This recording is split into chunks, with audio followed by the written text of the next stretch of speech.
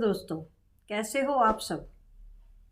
दोस्तों, आज 1 जनवरी 2023 का पहला दिन है। क्या आप जानते हैं कि नया साल 1 जनवरी को ही क्यों शुरू होता है? यदि नहीं तो यह वीडियो आपके लिए है। दोस्तों, कल 31 दिसंबर को हमने साल 2022 को विदा किया और रात भर खूब नए साल के लिए जश्न भी मनाए गए।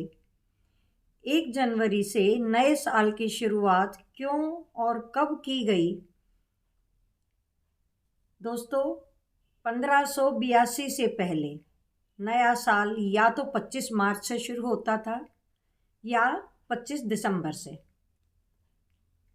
अलग अलग जगह अलग अलग तारीखों पर नए साल की शुरुआत होती थी। आमतौर से यह नया साल मार्च के वसंत ऋतु से शुरू होता था और दिसंबर में समाप्त होता था।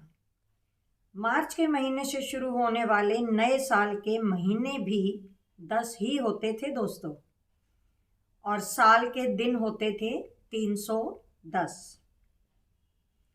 लेकिन 8वीं शताब्दी ईसा पूर्व के बाद राजा नुमा पोम्पिलस ने जनवरी और फरवरी महीने को नए साल में जोड़ दिया। दोस्तों, वैसे तो नया साल 1 जनवरी से कैसे और क्यों शुरू हुआ, इसके पीछे बहुत लंबी कहानी है, लेकिन मैं आपको सिर्फ कुछ बातें ही बताऊंगी जो आपको अच्छी तरह से समझ आ सकें। कहा जाता है कि रोमन शासक जूलियस सीजर ने कैलेंडर में बदलाव किया था और सीजर ने ही 1 जनवरी से नए साल की शुरुआत भी की, जिससे 10 महीने के अलावा 12 महीने साल के कर दिए गए। जूलियस सीजर ने उस वक्त के खगोलविदों से बात की और जब उनसे उसकी परिचर्चा हुई तब पता चला कि हमारी पृथ्वी 365 दिन और 6 घंटे में सूर्य की परिक्रमा पूरी करती है। इसलिए कैलेंडर में साल के 365 दिन कर दिए गए, यानी कि 12 महीने।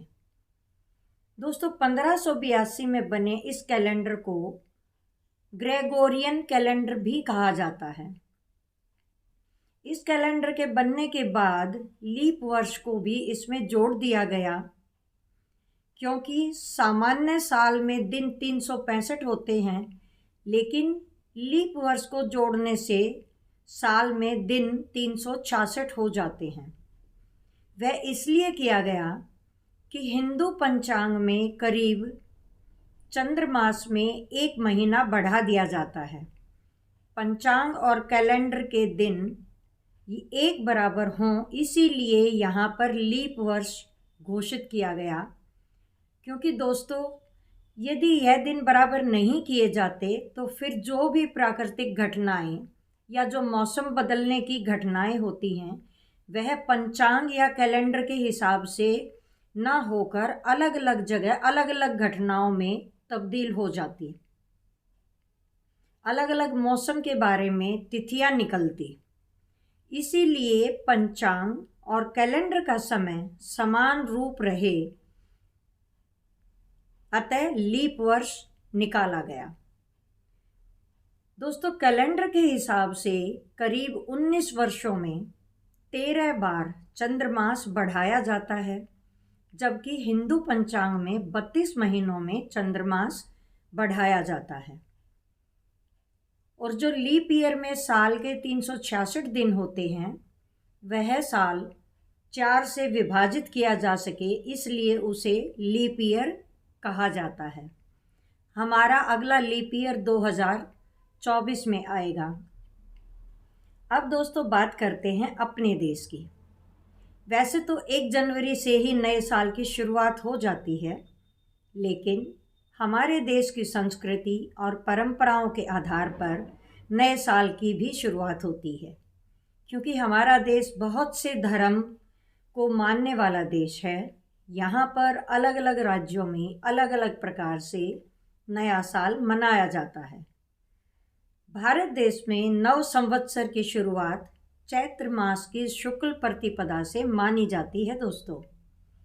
और हिंदू धर्म की ऐसी मान्यता है जिसमें कहते हैं कि भगवान ब्रह्मा ने इस दिन सृष्टि की रचना की थी और विक्रम संवत के नए साल की शुरुआत भी इसी दिन से हुई थी। दोस्तों, ये तिथियां अंग्रेजी कैलेंडर में मार्च और अप्रैल महीने में आती हैं।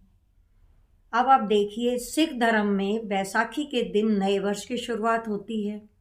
जैन धर्म में दिवाली से अगले दिन नए वर्ष की शुरुआत होती है। इस्लामिक वर्ष की शुरुआत मुहर्रम के पहले दिन से होती है।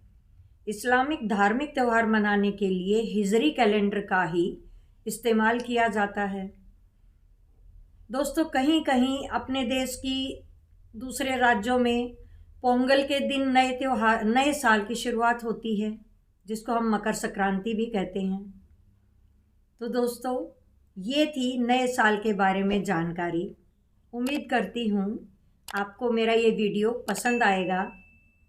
जल्दी आपसे अगली वीडियो में मिलूँगी। तब तक साल 2023 के लिए आप सभी को बहुत बहुत शुभकामनाएं। सभी नए साल में स्वस्थ रहें, मस्त रहें और जो आपने सोचे हैं आपके सारे कार्य संपूर्ण हों।